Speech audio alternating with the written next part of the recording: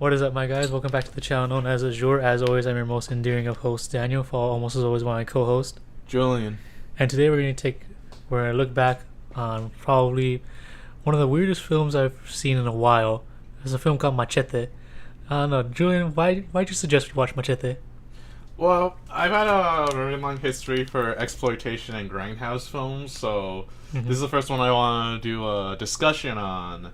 And this is actually based off something of the origin of this is by a director both of us like quite a bit, which is Quentin Tarantino. You know him, right? Yeah, of course I know him. The dude right. has a whole foot fetish in every single movie.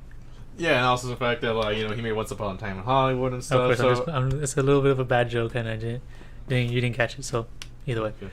So, anyways, basically in the mid to late 2000s, I think around like 2008 or so, he made this grindhouse film. He did a double feature, and in it, one of the fake trailers was on the film we're talking about right now. And another one was on Hobo with the Shotgun. Now, I watched Hobo with the Shotgun a long time ago, so I liked this one.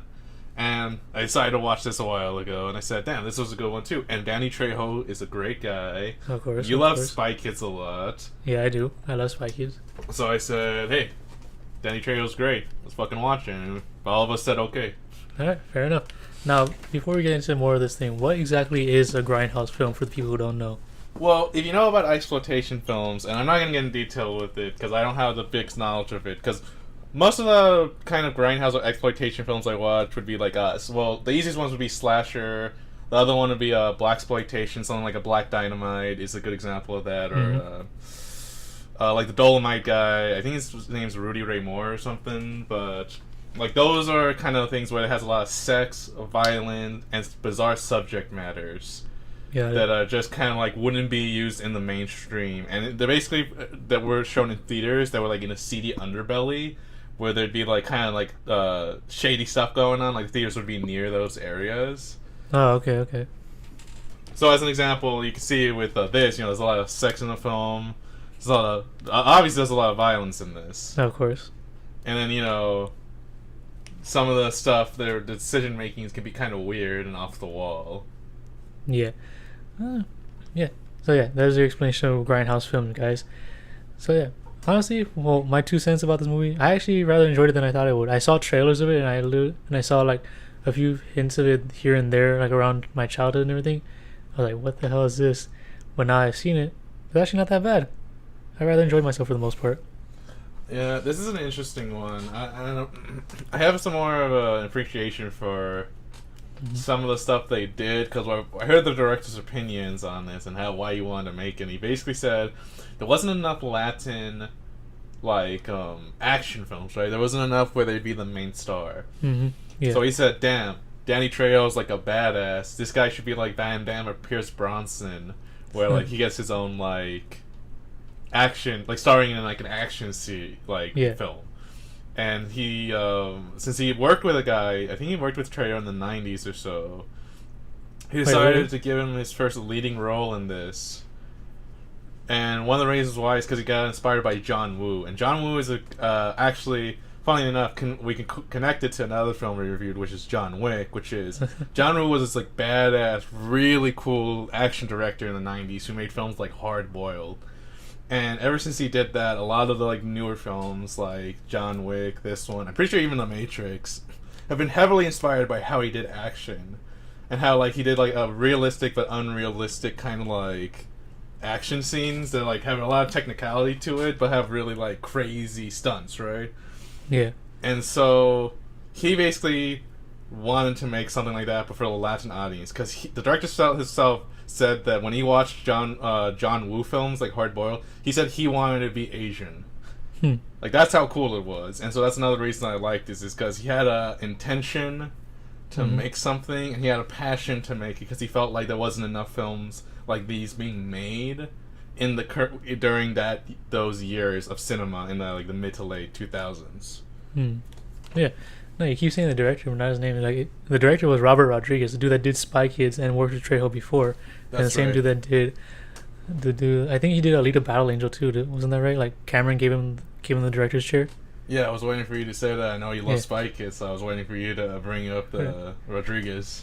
Of course, yeah. Of course, I'll bring up Roger Rodriguez. Right.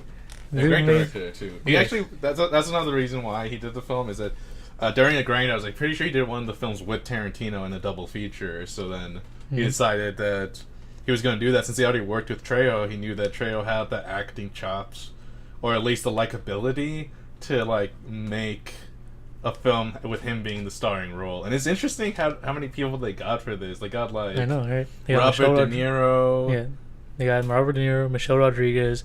They got who was that guy? It was I forgot the main villain's name. I'm literally blanking out on that guy. Yeah, they got Lindsay Lohan. Oh yeah, that's right. And she was supposed to still be high on drugs on that point. So that's Yeah. Yeah, they Steven got a lot Seagal. of There we go. people. Steven Seagal. There we go. I was literally blanking on his name. Steven Seagal. Yeah, I think it was the first Steven Seagal movie since like 2003 that was like a major release. And it's funny because this was supposed to be like I think it was supposed to be like a made-to-video, like a short thing, but then they've got enough money to become a like big production. And that's another Right. example. This movie you can very easily tell, since I guess we'll go more into movie now instead of like some of the process that was being made. But this movie has a very low budget. I think it was about only 10 million. I think so. Yeah. And so, like, it's like, you can very tell, like, it's a low-budget B movie. It has a lot of inspiration on his shoulders for, like, grindhouse, like, kind of stuff. And obviously, my explanation won't be the best, so you should also just look up some, like, information on it, like a video saying, like, what is grindhouse and stuff, or, like, with the Wikipedia article. But, yeah, you can really tell the love that Tarantino and Rodriguez had from the 60s to 80s, those kind of theaters that were up and about, and how, like, the depth of them Yeah. like probably affected them a little bit, and they wanted to make something like that since they really appreciated the kind of thing that was those kinds of cinema. Like, even the way how it's filmed, like the whole like I want to say camera lens that they use probably makes it seem like it's older than it really should be. Like you see all like the current technology it has in it, but just how the tint of the whole screen is, it gives it more of like a 60s or 80s kind of vibe to it. Yeah, this is definitely one of those things where, like, in the mid to late 2000s, a lot. I think it's probably the fact that a lot of these directors grew up with them, obviously, for the 60s and 80s, because there's also like that's also when like Black Dynamite came out and like a few other ones, where it's like they clearly had a love for these things, and they saw that even though they were kind of low budget or grimy, they gave something that the mainstream movies themselves never showed, and still really don't show this kind of like realness to it. And I'm pretty sure I think that one of the other movies that was pretty popular or like have a lot of cultural significance is like a film called like Tales from the Hood or Of the Hood or whatever. Oh yeah, no, like, I the remember. directors. Yeah, I actually watched that recently. Tales from the Hood. Like the first one was back in like 1990. It was in the 90s, and the whole thing about that one was that like it's supposed to be like a sense of wokeness, but it was actually controlled in a sense. Like it didn't overlap or anything in a sense. Yeah, it basically is the kind of thing where like these directors saw like what was being missing, and they saw, even though there could be some like I don't know problematic things in these films or like pretty like raunchy or crazy stuff that was almost near pornographic, they saw like some of the stuff that they could say that could not be said in the mainstream. As I mean, they've said that enough times, but like as shown in like Tales from the Hood, is the biggest example. Like there is the messages that can only be said with that kind of medium, and like Yeah, that's why these directors made these kind of things. So with Machete, it's like this is just for like fun though. Like there's no like crazy cool like crazy message about like this movie overall is just like literally like what's the most exaggerated action movie we can make, and like this is what it is. Right? It's the best. That's the best part of this movie. Like, and what I'm getting from it, like, what's the most over the top action stuff we could have? Like at one point, Machete puts a minigun on his motorcycle and doesn't actually screw it on, but it stays there and it actually shoots. And out of nowhere, a huge explosion comes out behind him, and suddenly he's off a ramp. And I'm looking at it like, what the hell is that? Well, there's a big ass smile on my face, saying, "Oh my god, yeah, this is so badass." yeah, it's just good fun. It's like they knew it, you know, it's like silly. Everyone's having a good time. Like I think that also like says to like, yeah, this is meant to be for like straight to DVD and something like this was not supposed to get a theatrical release. it's like you could tell that there wasn't like a corporate executive like going down behind their necks, going like, oh, you know, you gotta make it this and this, and oh, you gotta make it like the most mainstream thing ever. And I mean, they still had some pretty good things. Like one of the favorite ones is when he uses his weapon, Danny Trejo's character, Uh-huh. and he like cleaves the guy and uses intestines as a rope. Oh, It's yeah, a really that's fun true. scene for me. The best part is that doctors actually explain what each weapon does, like without concern to what he's actually going to use them for. Like, Yeah, with the he's most just serious like, of face, like, oh yeah, that's just cut someone's skull open. That's what rip someone's supposed to rip someone's gut open. And yeah, that's supposed to extract some intestines. And like he literally has no idea that he's gonna use that against another person. yeah, and he can use all of them. It's a good Mhm. brick moment where they said all the explanations and he's actually using all the weapons instead of like he only uses the best one. It's like, oh, I kind of want to see what the other weapons do. It's like, nope, Mhm. he uses all of them, Mm-hmm. which is like the fun part of it. And it's always funny, like at the end too, like when they do the whole like preview trailer, like Machete will return, and Machete kills, and Machete kills again, and they actually made Machete kills too. Yeah, And the made fact a is that second one. yeah, they did make this, and in fact, like the third one's actually supposed to be in production, or at least in talks of being produced. And I was reading about it. I was like, wow, they're actually gonna make this. And the best part about it is that it's supposed to be set in space. Nice. Exactly. It's basically gonna pull a whole Friday the 13th Jason X type thing, but in an actual good way. They actually know what they're doing because they know it's Mhm. just gonna be like the kind of like schlocky, nice goodness of it. Hmm. Like they know schlock and they know how to make it like good from doing that, and that's why it'll be like So yeah. not that's like Jason X where it's just like, oh man, they do not understand how stupid this is. Nope. That gets me excited. I really want to see Machete in space. See what he's Yeah. actually gonna do. Well, the other thing is like that some bits of comedy is like really funny too for a movie Mhm. that's pretty like this Action kind of heavy and raunchiness. everything. You expect more like humor that'd be like pretty like like the sex or all that stuff, or like like toilet humor. But like Mhm. probably one of my favorite bits is the guy who's talking about like, isn't that kind of crazy that we bring like these guys into our houses without even questioning it, and it's just like they have gardening tools, and he's What like, is it oh like? no. Yeah, exactly. Like we see a guy, he's got gardening tools, and we're like, oh, okay, come on in. But you see the exact same thing, but he has nothing on him. You're like, no, get the fuck back, no, like that. Yeah, or my favorite one is actually the brick joke of like him saying like, what is it? In my language, this means like, oh, I'm gonna kill you. And then Mhm. later on, Machete is like, in my language, that means you'll get to live. It's funny though. Like I remember like something that someone said back then. I don't know if it's actually really true or not, but Danny Trejo does not know Spanish. He can't speak the language. Could be the I case. was- He has a long life. I could see that because Hmm. like maybe it's like. Yeah, I mean, this would be more on talking about Danny Trejo as a whole, but Mhm. yeah, he's had a rough life, he has a long one, so anything could be possible with him. He has a lot of stories that could be said. I mean, Danny Trejo's whole reason for acting is that he was just some guy on the set, and then the guy said, hey, you look tough. Do you want to be in a role? Yeah, that's why. Like, That's the only reason. There's no, he didn't Mhm. have to do auditions or anything else like that. Like, it was all just like, it was sure. just in the moment. Like, yeah, yeah. it was literally like out of nowhere. Like, kind of like how it was with Harrison Ford, in a sense. Like, literally, he was literally a carpenter on a set, and then I think George Lucas said, "Hey, you want this part?" And he was like, "Fuck it." And there we go. Now he has his most regrettable role, or at least one of them. Yeah, the one that he doesn't like talking about. Mm-hmm. Okay. Yeah, it reminds me of like a story with a thing called Fraggle Rock, where it's like Mhm. the way they got the music was like some guy in Canada heard like these people making music, and they just said, "Hey, do you want to work on it?" And they originally said no, and then they eventually said, "Okay, sure, let's do it." Where it's just like this kind of thing where some random person who doesn't even try. Uh-huh. Like obviously they have the effort and talent and stuff, but like they don't try to get into something.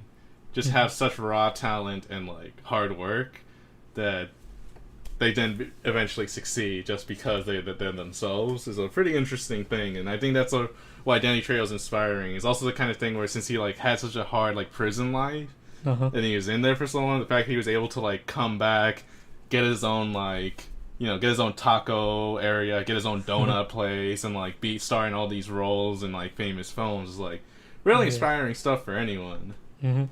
Even more so, like what he usually says, like during like his interviews and everything, like how I think like this film you told me afterwards, like, oh yeah, Danny Trejo said like he really, if he was a bad guy, he'd want to die just to teach kids like, oh yeah, bad guys don't win, and even more so like he he came out and said like, oh yeah, I don't like, I will use a stunt double whenever I can, just to make a point that you don't need to have big balls to do your own stunts. So, or it's like, so I'm paraphrasing here, but essentially, yeah, that's what he was saying.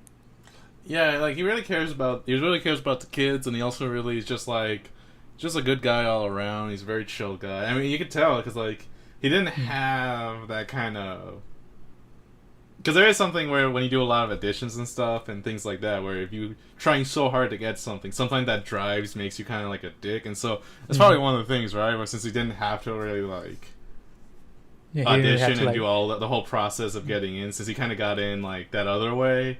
It's probably one of the ways he was able to stay so chill, and like it really shows that like he's a very different like kind of actor compared to anyone else in Hollywood. Danny Trejo he's built different. That's all you gotta say. He's just built different. He's just like, him as a person is just different. Like he's a really good guy though, obviously. Yeah, that's why That's why. And I think that's what Rodriguez saw in him, right? As an actor, that's why he's been trying so hard to always have him be in these new films. That's why he's trying like to always be like, Danny, I got a new role for you. Like, Danny, hey, like, because I'm pretty sure he's also had Danny Trejo in the Desperados also. In like, I think so. Yeah, that kind of made me wonder why he wasn't in Alita: Battle Angel itself. I could see him like having some mechanical arms being fixed up in the background or something like that. Yeah, and like in the, because pretty sure like this movie was being made since like the 90s actually.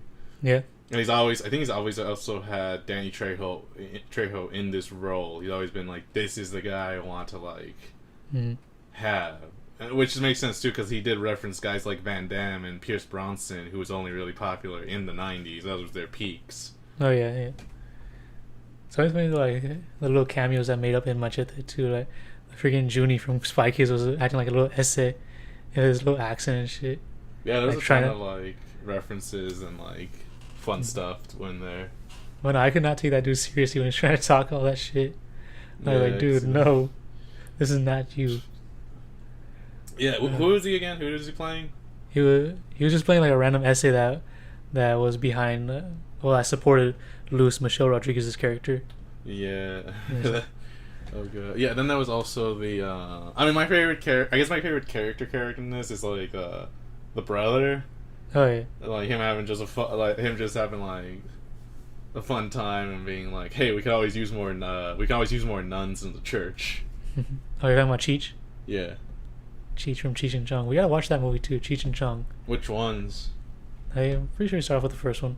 I mean, come on. Right. I forget the one that's like, oh man, it's my favorite one. This is gonna talk about Cheech, but it's a more casual thing, so it's not like a professional review, especially with a film like this, which is like, my favorite thing with Cheech was the Cheech and Chong thing is when they had like the weed. Oh yeah. And then like they threw it or something, and then the nuns were caught like it got on the nun's lap, and the cops were like, "Wow, the nuns are smoking weed." That's pretty bad. Or like the other one was like the dog. There was so much weed, or like just like the dog drugs in like the toilet or whatever Cheech and Chong was at. The dog just died from sniffing too much. It's like, damn, that's some pretty good stuff. Dude, yeah. I remember too. Like I met Tommy Chong at my job too. He's actually a pretty chill guy too. Yeah, is he the Canadian or is Cheech the Canadian one? I remember there was like one of them like pretty chill or like. I'm pretty sure Tommy Chong is the Canadian because Cheech still has Latino accent. Yeah, well that's why he's able to do this. I mean, it's 2008, but yeah, he's still able to like. He's still able to pull it off in a sense. Yeah. Yeah, no, and I asked Tommy Chong too if he still blazes up, and he's like, "Oh yeah, of course I do, man." Like, come on, what you think? Like, oh shit, let's go. Well, the other part I really like with Cheech's character in this is when he says like, "It's not safe for you here." It's like, I don't care about that. No, I mean that for me. Like, it's not safe for you to be here for me. That was that got a good laugh out of me when he said that in this film. I remember that part too, and just him with the whole shotgun scene and everything too. That was just fucking funny. Yeah, oh yeah, that one was a pretty good like. You know, with how ridiculous this film is, I wonder if they're just gonna bring him back in one of these. Maybe like has a ghost figure in space. I mean, it's just space, so they could always just say, "Oh, you got revived from some like science shit." Maybe, yeah. Or maybe that be the catalyst for Danny Trejo going into space. Like, oh, they took his brother's body, for an experiment or something like that. They're gonna Jason X's body. Okay. I mean, they could pull it off with that if that was the case. They're gonna Jason X Cheech's body. That they could pull that off. You know they can. Yeah, it's crazy though, cause like man, I remember comparing this to Hobo with the Shotgun. Like it really isn't as violent as that one. Like man, Hobo with Shotgun. I really haven't watched it, but man, that one's like really violent. Yeah, I can imagine that being violent. Yeah. Yeah, I mean, considering it's called, the title of the film even had Shotgun in its name, but yeah. Exactly. Yeah. I think I watched that when it came out, like a few years after that it came out. Hmm. That was a good one too, but I feel like I'd probably like this one more nowadays. Hmm. Yeah. Anything else you want to add to this? Yeah. It's just isn't it crazy that like a fake trailers got their own films though? I mean, I can see it working in a way. I think it's happened before. Like some fake trailers got their own movies. I just can't really name them right now. Yeah. And like it reminds me of that scene in Tropic Thunder with all those fake trailers. It's like man, imagine all those got movies. Mm-hmm. Oh, that'd be fun marketing for the films though. If they made like fake 20-minute shorts about each of those like films, as like a joke within itself with like a YouTube video. So like a whole big version of SNL type thing like that.